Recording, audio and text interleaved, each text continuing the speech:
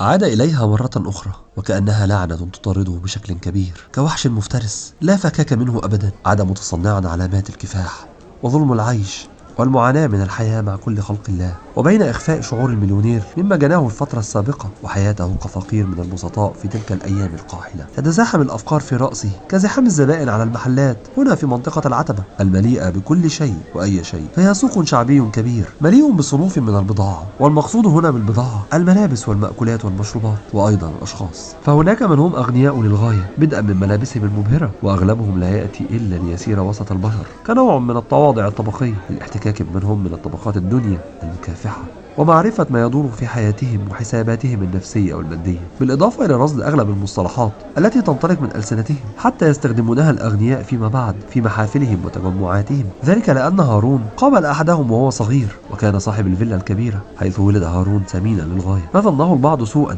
بأن ثمة هناك إثم ما بين والدة هارون وعلوي باشا، ذلك المنتفع الإقطاعي خبيث الرائحة والمنشأ بذيء اللسان والفكر سادي التفكير انتهاز الفرص. لم يكن يعرفه هارون حيث كان صغير كثير الحركة على الرغم من ثقل جسده وسمنته المفرطة الغير متناسبة مع هيئته الشكلية والسنية، وكان كثيرا يسمع كلاما ثقيلا وغريبا على سمعه ولا يعلم ماهيته، وزاد حفظه ورسوخ تلك المعاني في رأسه مع تكرار من تلك الألفاظ على مسامعه من والده، ذلك المنتفع الإقطاعي خبيث الرائحة والمنشأ بذيء اللسان والخاطر سدي التفكير انتهازي الفرص، كما هو حال علوي، وكأن الضباع القذرة على أشباهها تقع حينما كان يلقيها على مسامع أمه درويشة. وكان هارون يحفظ ملامحها عن ظهر قلب، لم تكن تبتسم إطلاقا حينما يلقي عليها ذلك الضبع الناتن حديثا، وكان هناك ما يسيل من عينيها لم يعلم أنها دموع إلا حينما كبر.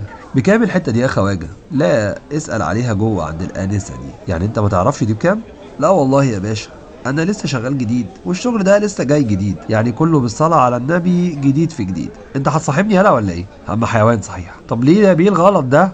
مش يبقى فيه شوية ذوق؟ ذوق مين يا ابن الكلب يا حمار؟ انت مش عارف انت بترفع عينك في مين؟ في اقل من دقيقة واحدة تحولت المنطقة حول المحل لزحام شديد، ليس على شراء الملابس ولكن لمتابعة ارضية المحل ناصعة البياض والتي تزينت بخطوط حمراء اشبه بتيشيرت نادي الزمالك المصري، ولكن الخطوط كانت رفيعة وكثيرة ومصدرها انف وحاجب ذلك الزبون قليل الحكمة من داعم الحقد الطبقي لعلية القوم.